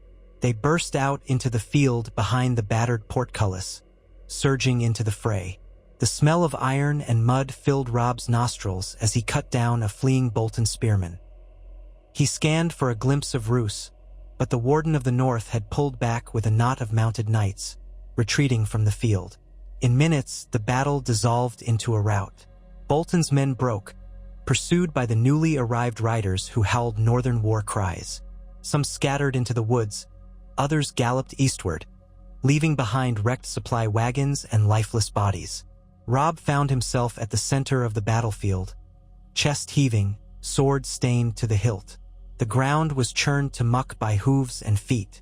Here and there, cries of pain rose from the wounded. He saw the banner of the flayed man trampled into the mud, and in its place, a rider flew the dire wolf of Stark. One more ragged banner, but a symbol of hope. A large rider guided his horse toward Robb. The man dismounted heavily, removing his helm. His beard was thick and streaked with gray, his eyes fierce. He looked Robb up and down, then bent to one knee, ignoring the mud. "My king," he said, voice rumbling with emotion. Robb recognized him after a moment, Hout Umber, cousin to the great Jon. A lesser-known kinsman, but an Umber all the same. "You came," Robb managed, still catching his breath. "Gods be praised. We had word that you lived," Hout said, "that you'd retaken Winterfell. We rallied what men we could, Umbers, Serwyn riders, a few stragglers from other houses. We feared we'd arrived too late." He looked around at the ruin. "Looks like we nearly did." Robb clasped his forearm, ignoring the blood on his glove. "You saved us from being overrun. I owe you more than I can say." Hout barked a short laugh. "You owe us nothing but revenge on these traitors. We wanted to greet Bolton's men ourselves, and we did." Robb nodded. "We'll not rest until Roose Bolton is brought to justice. For now, though, we must tend our wounded, rebuild as best we can." His legs felt suddenly weak. He realized that the adrenaline was fading, and every cut on his body burned as though freshly inflamed. Hout signaled for some men to help, and they escorted Robb back inside the shattered gate. Inside Winterfell, cheers and relief mingled with the groans of the injured. Melisandre stood by the courtyard brazier, her face solemn. She watched Robb with a probing gaze as he half-limped, half-stumbled. He lowered himself onto a stone block and tried to catch his breath. "You see," she murmured, stepping closer, "the fires bring allies from unexpected corners. Lawlor's light shines even in this dark place." Robb shook his head, not in denial but in weariness. "It wasn't just your god, Melisandre. It was the hearts of Northmen who refused to let the Boltons reign." She inclined her head, not pressing the point. Then she laid a hand on his shoulder, letting a gentle warmth seep into him. He felt some of the pain recede, though exhaustion still weighted his limbs. He looked around at the courtyard, now packed with newcomers and battered defenders. They were offering each other water, binding wounds. The day was won, but the war was far from over. Roose Bolton had escaped, no doubt seething with fury. He would regroup, perhaps ally with the Freys or call for southern reinforcements from the Lannisters. Winterfell still lay in ruins, its defenders too few for comfort. Yet Robb Stark lived and his banner flew. Allies had arrived at the crucial hour, the name of Stark still carrying weight among those who remembered. The North was stirring, shaking off the yoke of fear. The flayed man's days as overlord were numbered, one way or another. Robb closed his eyes, letting himself rest for a moment. He pictured the faces of his mother, of Grey Wind, of all those slain at the Twins. This was for them. He had more to do, Walder Frey still needed to face justice, and the Lannisters sat the Iron Throne. But for now he took solace in the knowledge that Winterfell still stood and the king in the north was truly alive. He wondered, in some distant corner of his mind, how his siblings fared, Bran, Rickon, Arya, Sansa, scattered to the winds. He thought of Jon at the wall, defending against threats that might overshadow every petty war of men. Duty pulled him in 1,000 directions. But he was Robb Stark, a wolf with a second life. He would not fail them again. Night fell with a hush as repairs began anew and the new arrivals established their camps. Fires burned bright in the courtyard, casting dancing shadows on the broken stone. Men passed skins of ale, weeping in gratitude they had survived. Others kept silent vigil, mindful that the enemy lurked not far. Robb spoke briefly with Hound Umber, learning that more men might rally if word spread that the king in the north was truly resurrected. The Umbers were fractious, but they hated the Boltons. Perhaps they could bring hundreds more to Winterfell's cause. The Cerwyns and a smattering of smaller houses might muster what they could. He sent out new ravens bearing messages of the victory to whomever might heed. Let them know that Bolton had come and been driven away. Let them see that House Stark was no phantom but a living symbol of northern resilience. In the darkest hours before dawn, Robb slipped away to the Godswood again. Smoke from scattered fires drifted overhead and the heart tree's crimson leaves stirred in the breeze. He sank to his knees in the wet grass, ignoring the chill that seeped into his bones. He lifted his gaze to the carved face, wondering if the old gods were watching. They had let him die once. They had not saved his mother. Yet they had also let him return in this strange, half-fearsome condition. "I will restore Winterfell," he vowed softly, voice hoarse. "I will make the Boltons pay," and the phrase, "My mother's ghost cries out for vengeance, and I won't rest until it's done." The heart tree only gazed back, silent and inscrutable. Robb let out a shaky breath. He felt tears burn at the corners of his eyes, memories of his mother's final screams rising unbidden. For a moment he was a boy again, lost without her guidance. But the wind picked up, rustling the branches, and in that lonely sound, Robb fancied he heard the echo of Grey Wind's distant howl. He pressed his fist against the damp earth, anchoring himself. He was alive, and he would do what must be done. When he finally rose, dawn's light was just coloring the eastern horizon. As he made his way back into the shattered keep, he saw men stirring from sleep. The wounded groaned in improvised infirmaries, the dead lay in rows under makeshift shrouds. The living greeted him with nods or cautious smiles as though they beheld a myth walking among them. He allowed himself a brief moment to rest, then set about the day's work. Supplies had to be tallied, archers reorganized, wounded tended. Scouts were dispatched to track the retreating Bolton men, though they were told to be wary of ambushes. The main question was whether Roose would return soon with a larger host, or bide his time. As the hours passed, the new arrivals mingled with Robb's battered garrison. Friendships began to form among those who had once been enemies at the Twins or had fought on opposite sides of skirmishes. Old loyalties to the Starks flared anew, forging a sense of unity in adversity. Robb took heart in that, though he knew it was fragile. War tested every bond. Melisandre occasionally passed through, offering her strange comfort to the wounded, chanting soft prayers in the language of Ashai.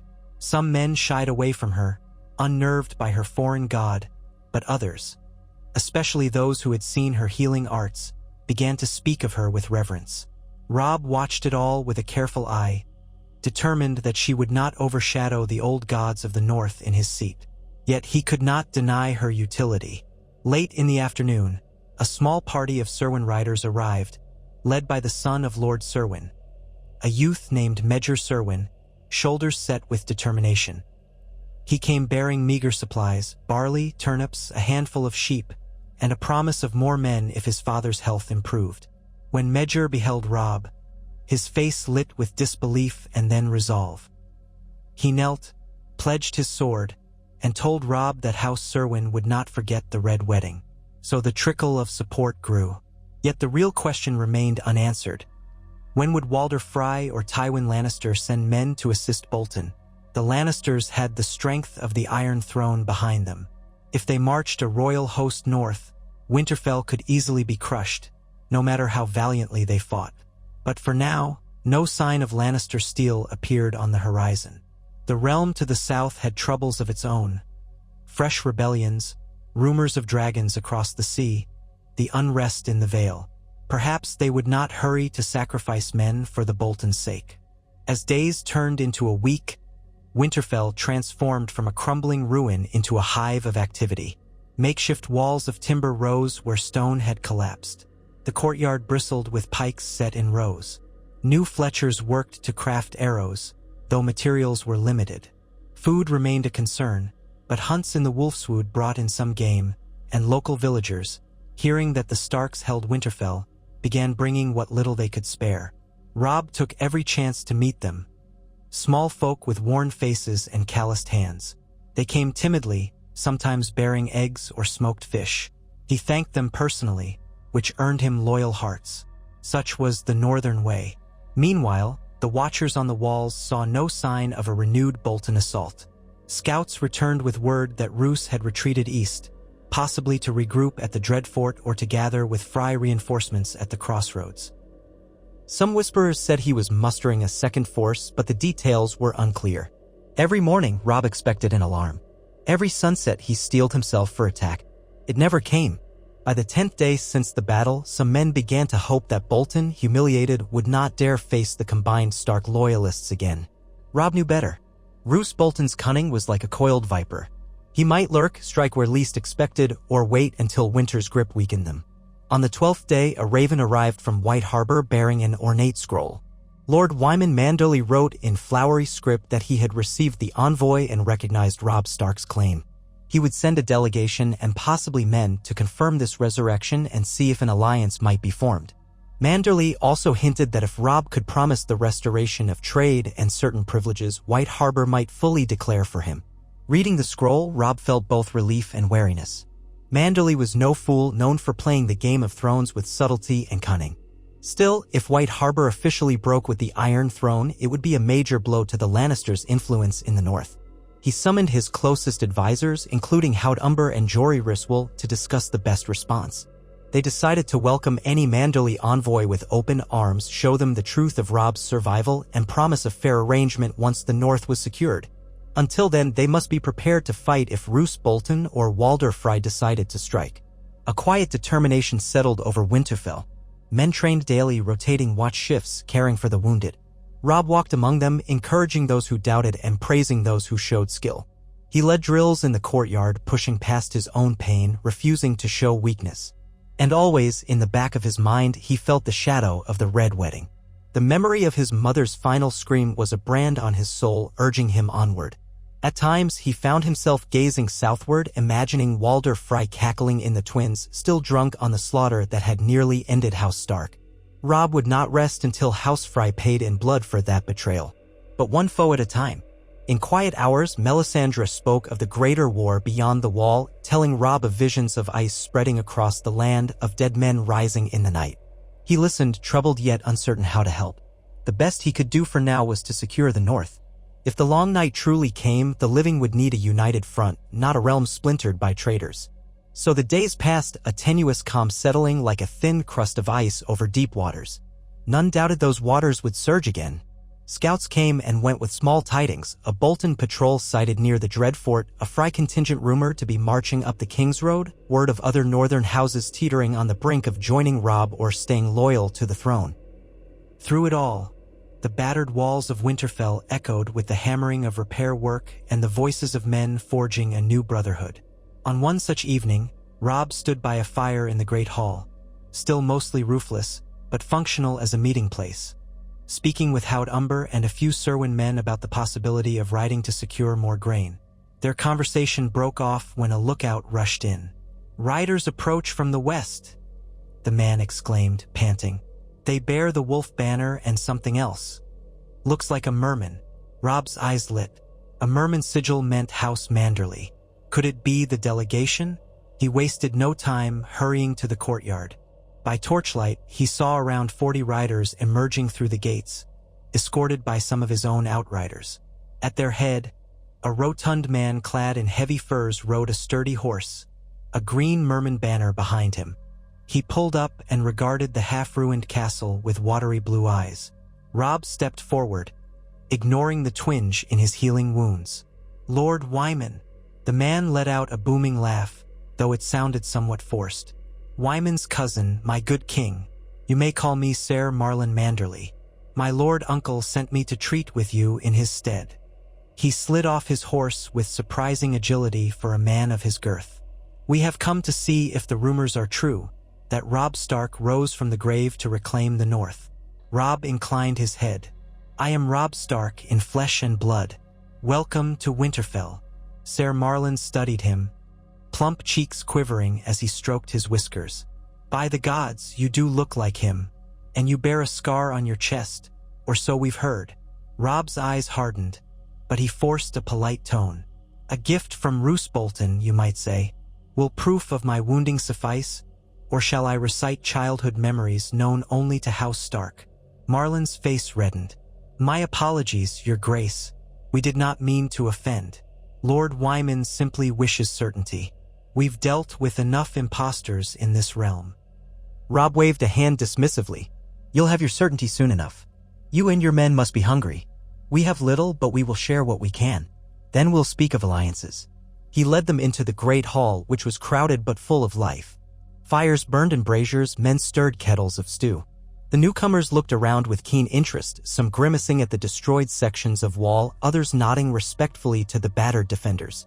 Over a sparse meal of boiled vegetables and salted pork, Robb told Ser Marlon the story of how he had been betrayed at the Twins and slain, only to awaken at Moat Cailin with Melisandre's intervention.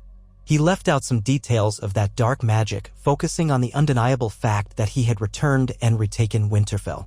Marlon listened with rapt attention, occasionally glancing at Melisandre, who stood behind Robb like a tall flame. Some of the Manderly knights whispered among themselves. When Robb finished, Marlon cleared his throat. Your claim is extraordinary. Yet I see no lie in your eyes, and your men speak truth. I can smell it in the air. If House Stark truly stands once more, White Harbor will not forsake it. Lord Wyman is prepared to pledge men and resources, but he requires certain assurances. Name them, Robb said. Marlon eyed him shrewdly. First, that trade routes to the south will be protected if House Stark prevails, ensuring White Harbor's ships can still operate. Second, that House Manderly's voice be heard in the governance of the north. And third, that you hold no grudge for our delay in declaring our allegiance. We have lost sons in these wars, and we cannot risk more lightly. Robb listened carefully. These were demands he expected Wyman Manderly needed to protect White Harbor's wealth and influence. Agreed, he said without hesitation. White Harbor shall be rewarded for standing with us. The North must unite, or we shall all fall. Let us not forget how the phrase spilled our blood. I do not blame White Harbor for caution. Marlon smiled, relief etched on his broad face. Then I believe we can come to terms. Lord Wyman will be pleased. Though I suspect he'll want to speak with you himself soon. Then let him come, Robb said firmly. This is his home as much as mine. The Starks and Manderlys have a long history of friendship. They sealed the initial agreement with cups of weak ale. The hall erupted into modest cheers. Though many hardships lay ahead, at least White Harbor was on the verge of committing. Once the largest port in the north threw its weight behind Robb, other hesitant houses might follow. The night wore on with subdued celebration. Men swapped stories of old battles and new. Some sang ballads that echoed in the half-ruined hall. Robb forced himself to eat enough to keep up his strength, though his appetite was meager. He felt the wolfish restlessness gnaw at him, an urge to be in motion, hunting his enemies rather than sitting in feasts. At length, Ser Marlon and his knights retired to the best rooms available. Robb stood near the dying embers of the brazier, letting the others drift away. Only Melisandre lingered, her presence as constant as a silent sentinel. You gather the pieces, she said softly, but do not forget the greater puzzle. Robb closed his eyes. I know. The long night, the threat beyond the wall. I'll remember. But first, I must ensure the North stands. Otherwise, we'll be devoured from within before the true war begins. She nodded, a faint smile on her lips. As you say, King in the North. He glanced around at the broken hall, the flicker of shadows. Memories of his boyhood self playing in these corridors flashed through his mind, stirring a pang of longing. If only Ned Stark or Catelyn were here to guide him. But they were gone, and he bore the weight of their legacy. Yet he was not alone. Allies gathered at his call, loyal men who believed in House Stark. And he had something else, an iron will forged in betrayal, tempered by death itself. Robb Stark would see the North free of traitors. Then he would look to the Freys and the rest of the realm. Vengeance would be his. The dire wolf had risen, and all who had wronged his family would learn what it meant to face the wrath of an avenging wolf king. Dawn found him at the ramparts again, watching the pale sky brighten over Winterfell's ruined towers. Smoke curled from dozens of campfires within the walls. For all its scars, the castle felt alive, a bastion of hope in a war-torn land. Robb stood there until the sun fully crested the horizon, the light touching the stones that had borne witness to countless generations of Starks. He placed a hand on the crumbling Merlin before him.